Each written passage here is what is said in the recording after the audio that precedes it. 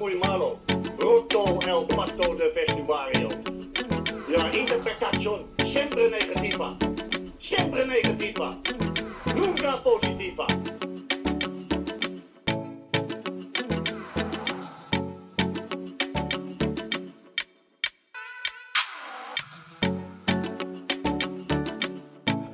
Hello, welcome to Siempre Positivo after Barcelona's hard-fought 1-0 win against Rayo Vallecano at Spotify Camp Nou on Sunday. Kept them 4 points clear at the top of La Liga after Real Madrid came from behind to beat Atletico Madrid later in the same day in the derby. I'm Sam Marsden, joined by Rik Sharma and Toni Joan Marti. Rik, how are you? Yeah, I'm good. I just got absolutely cooked by some random people on a board game on the internet called Arc Nova. It's quite a complicated board game. And I've been doing quite well at it against some of my friends here. So I decided to play on the internet because they weren't available right now. And just got absolutely cooked. So still reeling from that. A little glimpse into the life of Rik there, what he gets up to on a Monday, what he's got time for. Well, I'm not working today. I'm working later in the week when I have to go to the Morocco game in Madrid. Morocco-Ecuador friendly. Not the same for you, is it, Tony? Not the same for the life of an agent. You never stop. You were just telling us before we started recording how busy it is, how non-stop it is, constant meetings, constant calls. Yeah, I wish. Good morning. I wish I was like you, Samuel Marsden. Just ESPN, couple of articles, stories on Instagram of the sunsets in Camp Nou or the spring or Montjuic. Easy, pim pam, but that's not the life for everybody. Others, we need to work hard, and different reality. Not that luck that you had. How's this turned on me? I was trying to pin this on Rik playing board games or computer games or whatever it is back at his on a Monday, and it's been pinned on me. My life's a difficult puzzle to combine, as you'll find out with an antisocial job when you have a kid. No, but having a kid was your decision. No, I'm not complaining. I'm just saying, how's it turned on me and not Rik? And I'm just saying that you'll have a glimpse into that in the future. I do more work than Sam. On a weekly exactly. basis. I don't know exactly, but I would say AFP demands more than ESPN, I would say. Yeah. Nonsense. Absolute nonsense. Yeah, you are the typical good player of a squad out of Hungary, totally relaxed, like Bernardo Silva in Manchester City.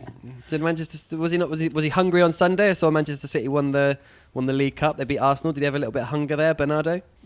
Maybe a little bit like you when you activate yourself in a Clásico, something like this. But then Barca Getafe, you don't go or you leave at the half time. Tony's revived me. I was dead arriving after getting cooked on the board game. Now I'm revived by this this anti-Sam banter.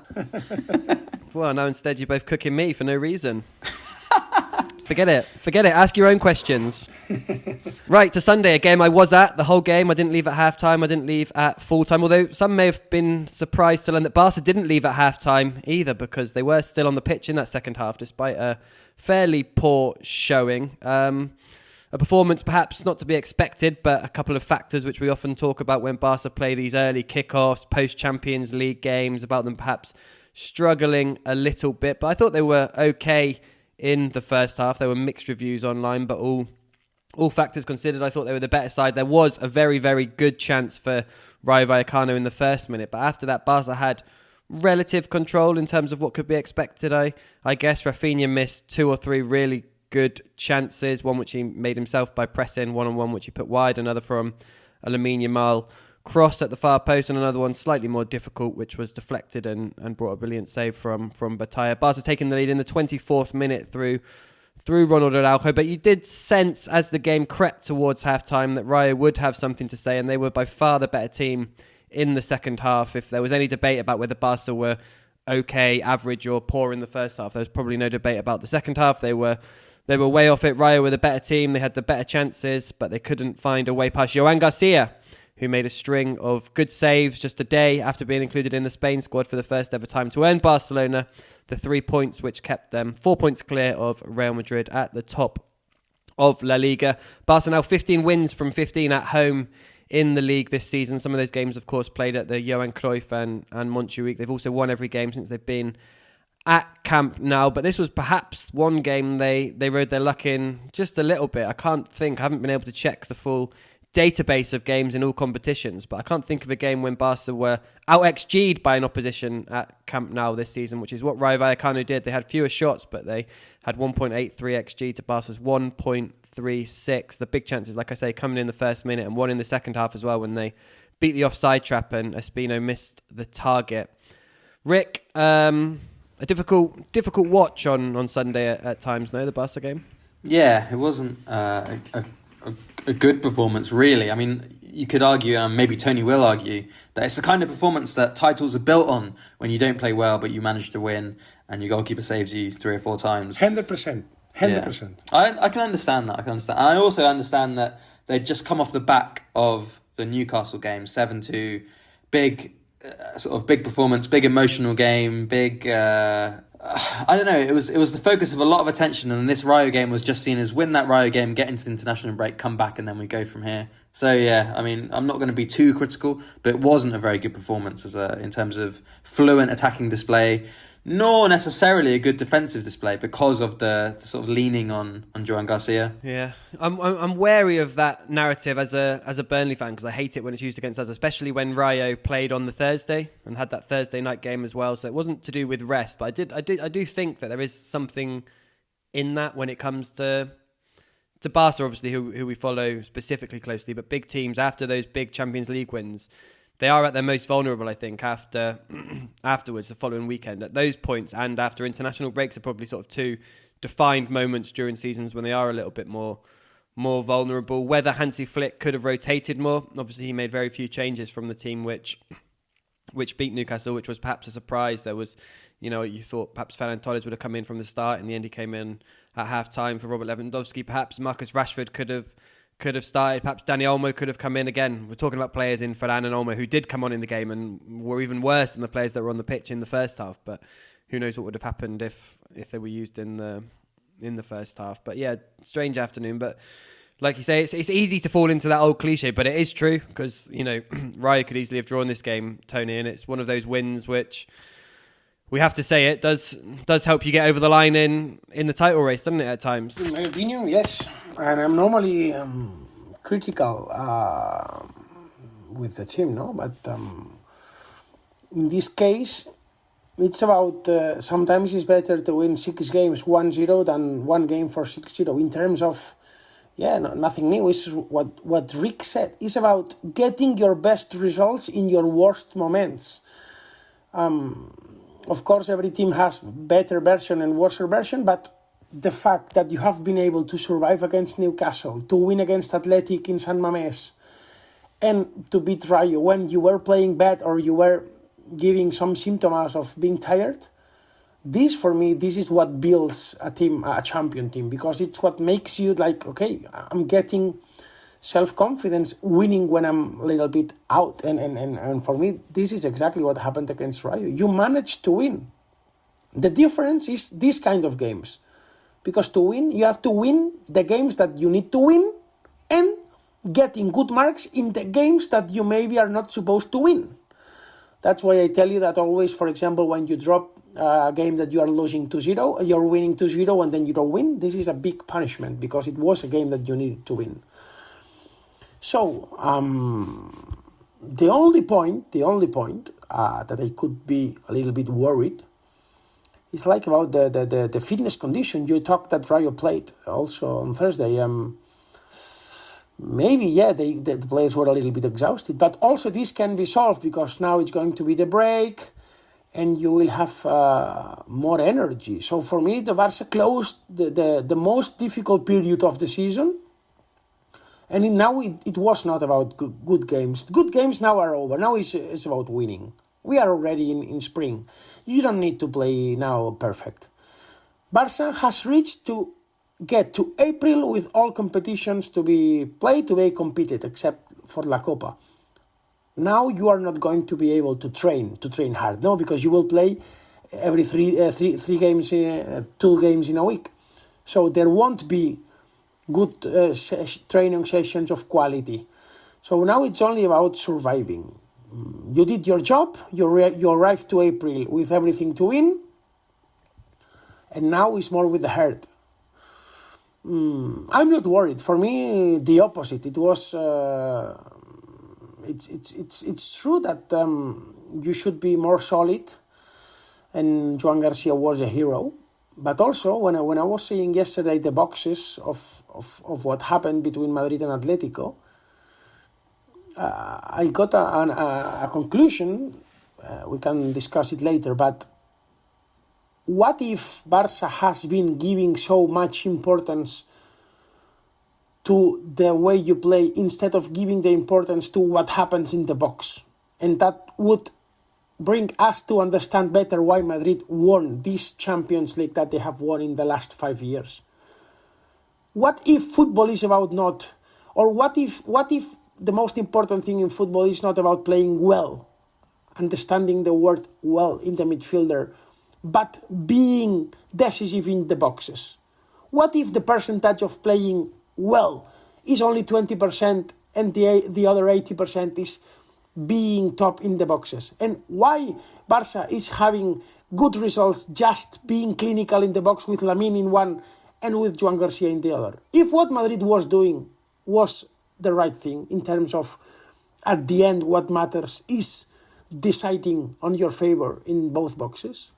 Because it's what's happening at the end. It's what holds you with life. Yeah, I mean, in the Champions League, Real Madrid have had much more success than Barcelona in the Champions League over the last 10 years. But I mean, if you break it down domestically, not so much. But I think not just Real Madrid, when you were speaking then, Tony, it just made me think of sort of like the wider trend, I guess, especially in the Premier League at the moment, in terms of Arsenal obviously generating a lot of debate about how they play in the Premier League. And they're basically, I mean, they don't really seem to have quite the power in the attacking third that they perhaps need to, but they basically seem to be breaking it down to being good in two boxes, certainly being good in defending their own box, and then obviously good in the other box at set plays or whatnot. But I don't think that's necessarily anything new. Obviously, Barca know that there are flaws to their style, their philosophy. It's just Barca, isn't it, Rick? I don't know what your thoughts are. Barca have had this with Ernesto Valverde. They've had time when they were good in both boxes, with Messi in one box and Ter Stegen in the other. Messi, the tweet that they did one year, wasn't it? Yeah, well, I mean, that season, maybe even 2 seasons, were so leaning on Messi and Ter Stegen, and they won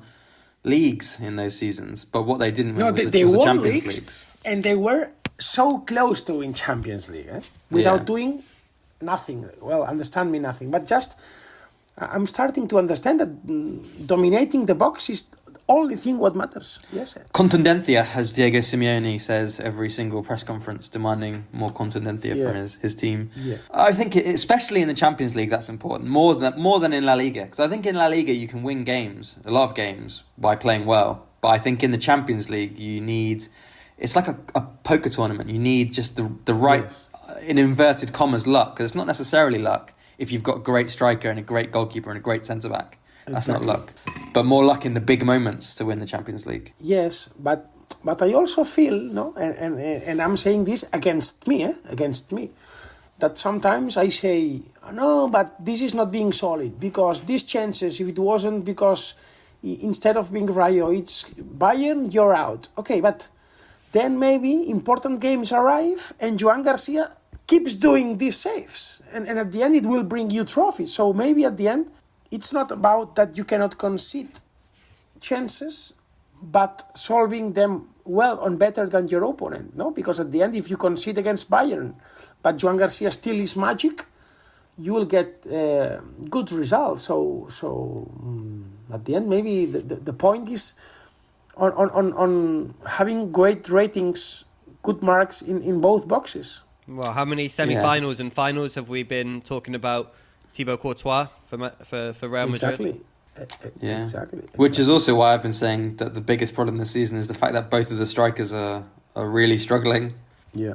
I mean, Rick, on Joan Garcia, obviously, I had a little bit of egg on my face yesterday on the Discord when he wasn't taking goal kicks at the beginning, and he just looked a little bit uncomfortable. And I suggested that why did they rush him back for this game? And obviously he had the injury, which wasn't an injury against Newcastle, and maybe they could have played Chesney, but he certainly showed why Flick wanted him in goal and was prepared to take. I mean, I don't think it was a risk, but at that particular moment, I was thinking perhaps it was a risk with his saves. Obviously, there's a lot going round. I think in La Liga, he's kept out 9 or 10 prevented goals based on whichever sort of stats provider you use. I think the next highest is 4 or 5.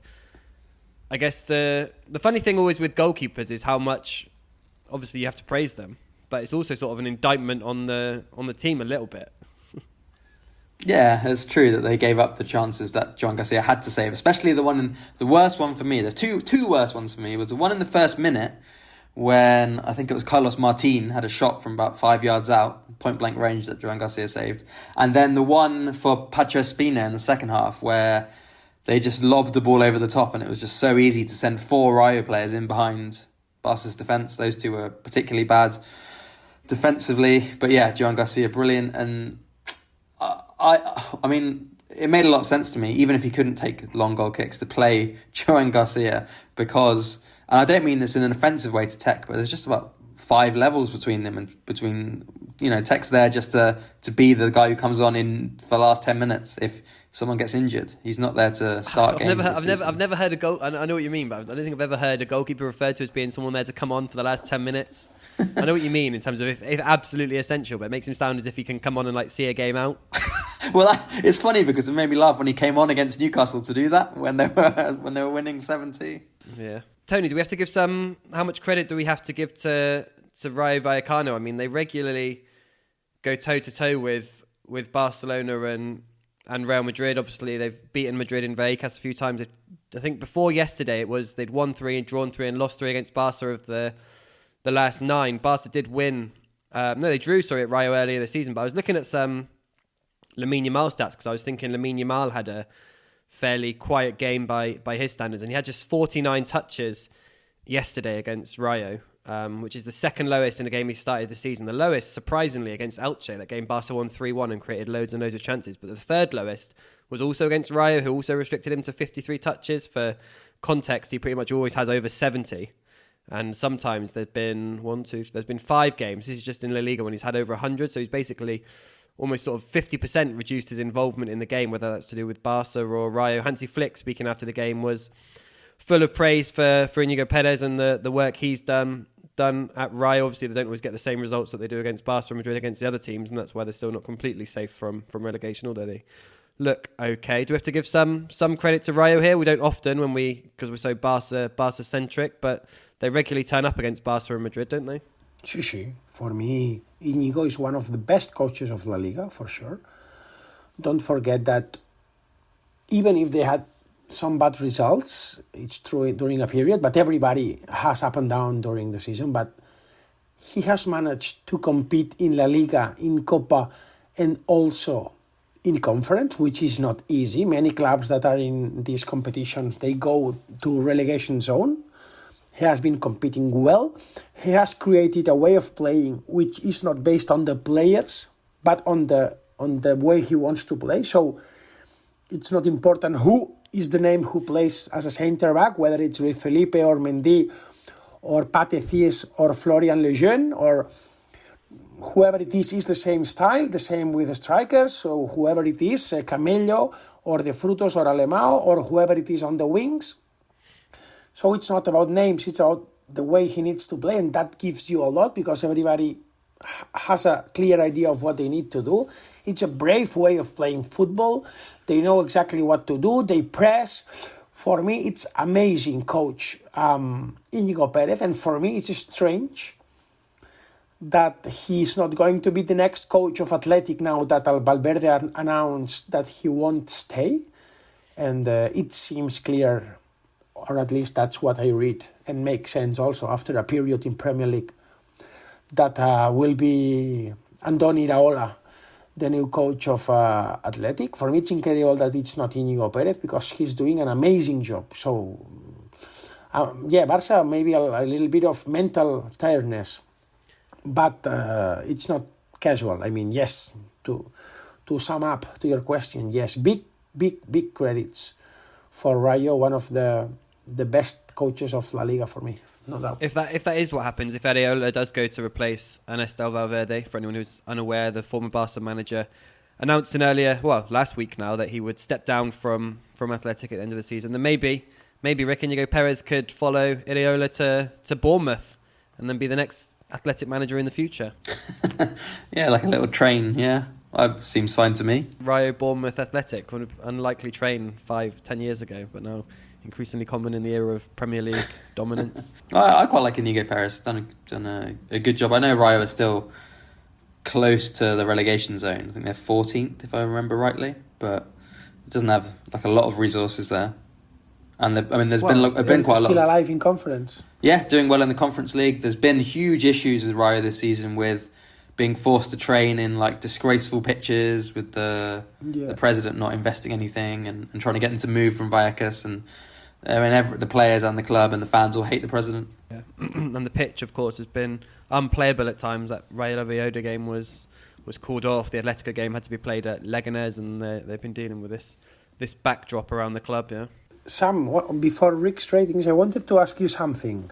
Do you think that if it had been another player, in case it was another player who missed the clear chances that Rafinha missed, the Discord group of Siempre Positivo would have been more aggressive? What do you think regarding this? If it was another player who missed that incredible chances that Rafinha, the ultra super god of football, missed? I think there's a little bit of slight bit of selective reading from you there, because there was people I think Fowl was calling him Hufinha. There were people sort of lamenting his misses a little bit and saying he was way off it and not playing as well as he should have done. I think if it had been either of the number 9s, I don't know if you're trying to lay a trap for me on a specific one. I think if it had been Lewandowski or Varane... No, in general, not specific player, for sure not. No, of course. No, it is specific players, though, because if it had been Varane or Lewandowski, yes, there would have been a lot more hate. If it had been Lamine, there would have been less. I mean,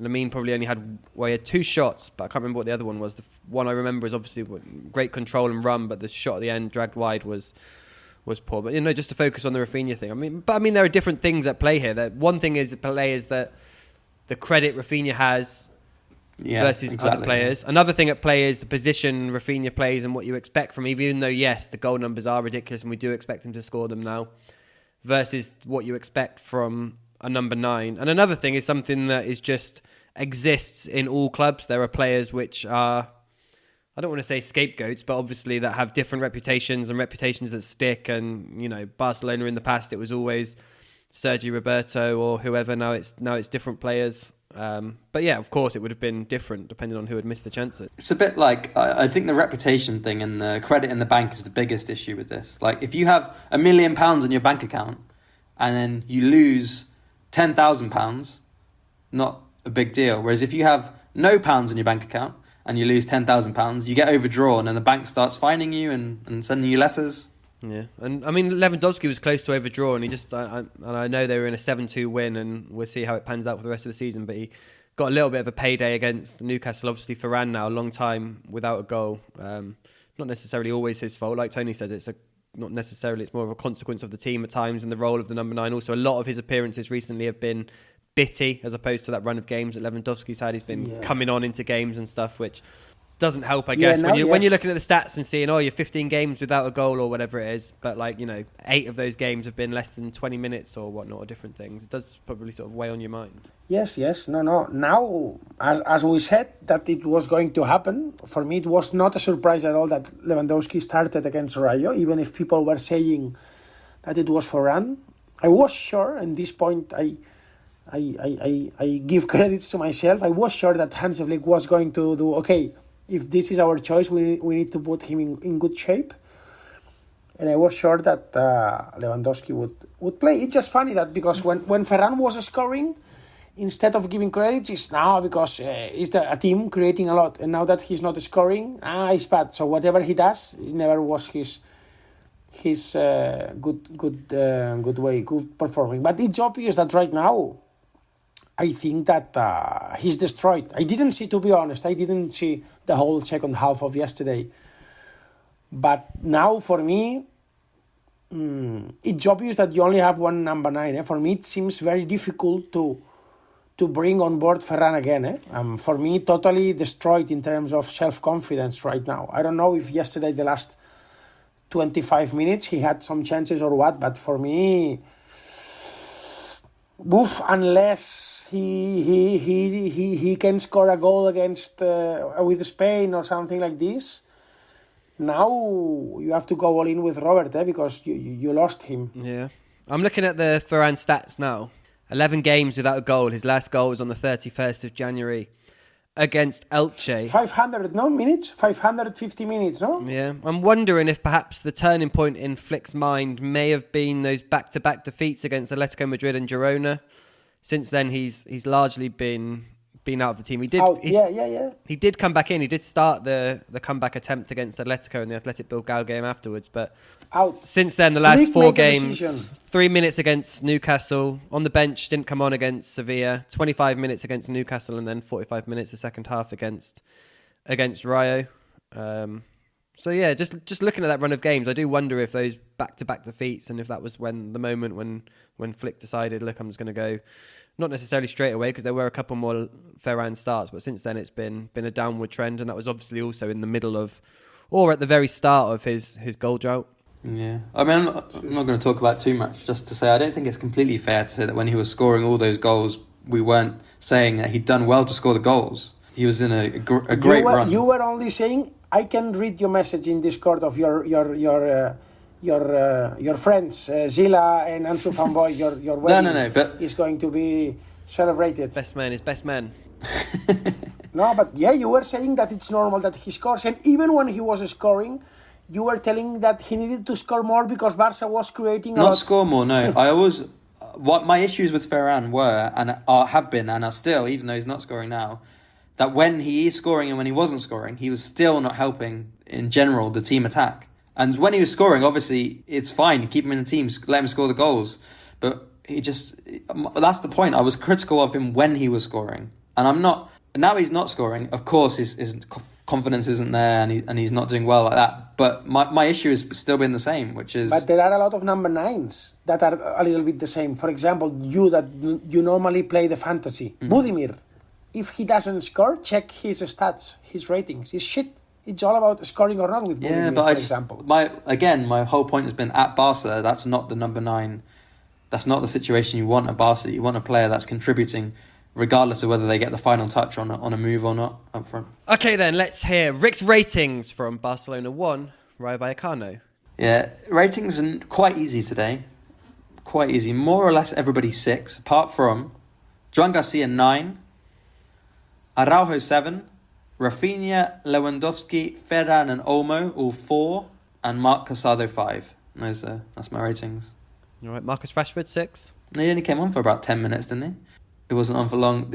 The thing with Rafinha, I mean, his 4 was very different to Lewandowski and Ferran's 4 in that he had lots of chances and he wasted them all, whereas Lewandowski and Ferran were kind of invisible, not contributing. No, it was one of those days to get through, and like we say, against a difficult opponent, early kickoffs, which seemed to be a bit of a struggle for Barcelona, but they came through it. They got the W, and 4 points clear heading into the final stage of the season now. As we break for the final international break of the season, it will be all full steam ahead when the teams come back, especially for Barcelona with those 3 games against Atletico Madrid. Their first game after the break, obviously away at Atletico Madrid. They then welcome Atletico Madrid in the Champions League. It's then the derby against Espanyol at Spotify Camp Nou, and then the away leg against Atletico, and of course the Clásico to come up at the start of May. The potential, without getting too far ahead of ourselves, Champions League semi-final against either Sporting or Arsenal. So it's going to be all to play for when football resumes after the international break, which is when we'll be back on the Monday podcast. We will continue to podcast in the meantime over on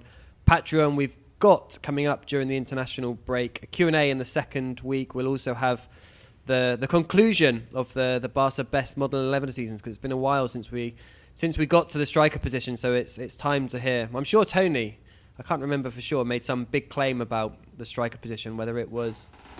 I can't remember exactly what the claim was. Can you remember? I said it. But you want me to tell me the name or not? No, not the name, no. What was the claim? That Rik would do something different or something. No, I think it was that Tony had like an unorthodox choice or something. Well, we'll save it. No names, Tony. Not even any slight names or hints. Okay. So that will be coming up during the international break. In the meantime, enjoy the break. Keep your feet up. Stay positive.